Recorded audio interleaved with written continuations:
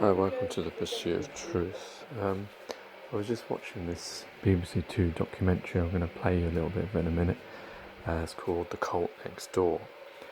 I don't know whether it's how accurate it is. I mean, it's on the BBC, so we're meant to assume that it is.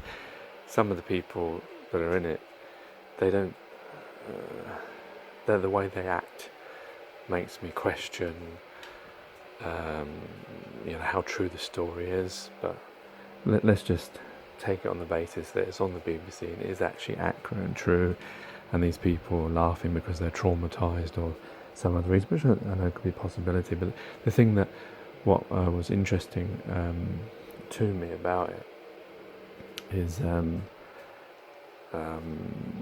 do with, it's a cult, and to do with how they're showing this guy who claimed to be God, and he had this machine that he actually named after gods, which is interesting that he did that. And then he said he had control of the world, and if people did things wrong, then then there would be events outside.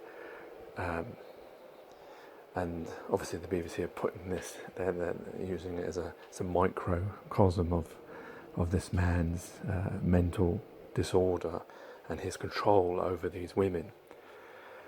The interesting thing is, this is when you think about how do you know what you know, how do you know where you are, why you're here, where you are, when you are, all those who, what, why, when, how questions. It's the same method you're taught. Now obviously we believe that people do things for the benefit of mankind, that when you go to school that you're taught, for that reason. But like I questioned before, a lot of that's actually to do with jobs and to do with leveling each other up against each other.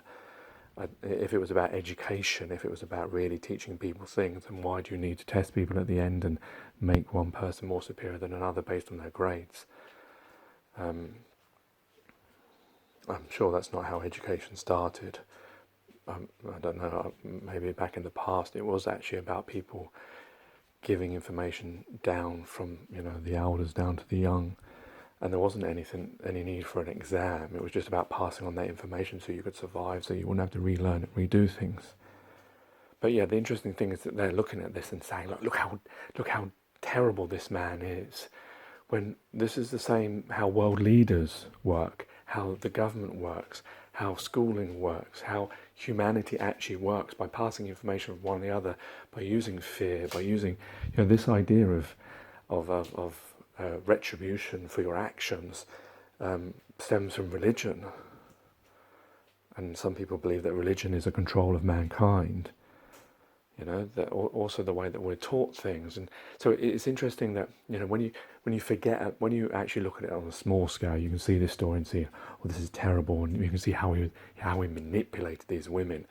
But then if you look at it on a grander scale of how you live your life, you realise that, wait a minute, this is the same method that humans use, and how much of what you believe is actually truth and how much is manipulation.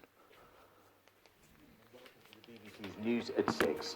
The couple suspected of holding 3 women as slaves for more than 30 years have been named as Aravindan Balakrishnan and his wife Chanda. The BBC understands that both were leading figures in a far-left communist faction based in Brixton in South London in the 1970s.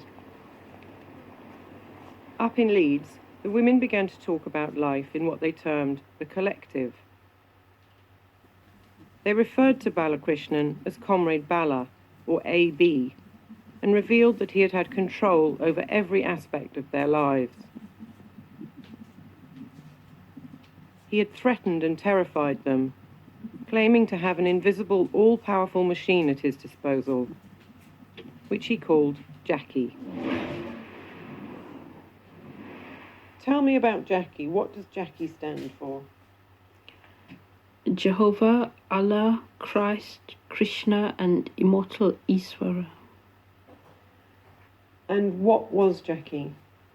Is Bala's mind control machine, who controls everything in nature and everything in the world. And what would he say that Jackie would do to you if you did the wrong thing or stood up to him or kill you or cause you terrible harm.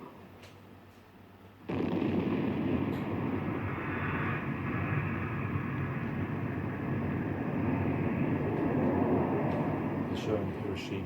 Jackie came up a lot with all three people.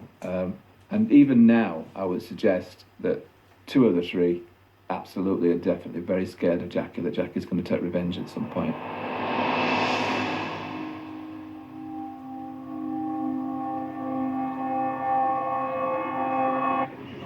Are they leaflets about Comrade Bala? Yeah. Despite having voluntarily left the collective, Josie Herival has spent the last 3 years on a one-woman mission to clear Balakrishnan's name. Thank you very much. Are you and others also fighting? Are you part of the campaign with other people as well?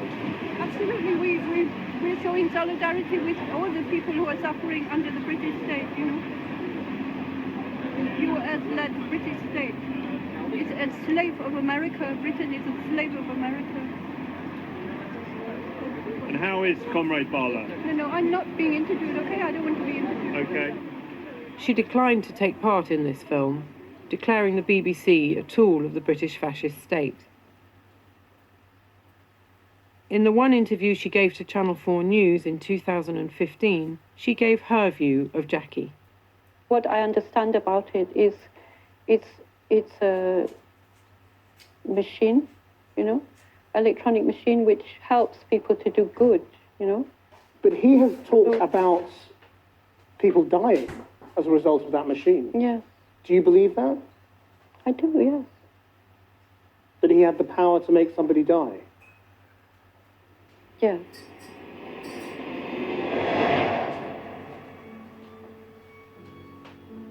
With Jackie's help, Balakrishnan controlled the world from inside the flat. He took credit for all global events, including wars and natural disasters. Everything that happened outside, like earthquakes and hurricanes, he claimed was a consequence of a lack of discipline or misbehaviour by his followers inside. Yes, that Space Shuttle Challenger, it was meant to have blown up when he said that people were challenging him in the house. And the shape was like a Y when the shuttle blew up. It was like a Y. So he used to say it's because people are vying with him. So there's a Y there, like that, in the sky.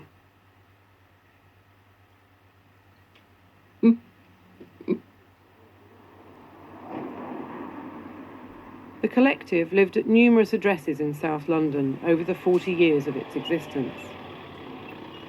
At one address, a pizza delivery boy rang their bell by mistake. So Bala said that this was the fascist state trying to provoke him. What, by bringing the pizza? Yes, by bringing the pizza and disturbing him and disturbing what he was doing. So that then the same day there was an earthquake in Kobe in Japan, which meant that Kobe means God's door. That's what he said. So he said when there was a knock on God's door.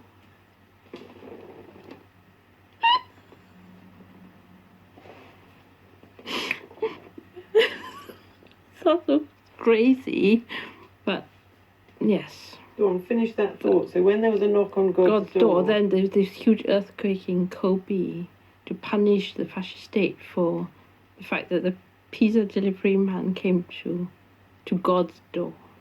Bala's door. Bala's door.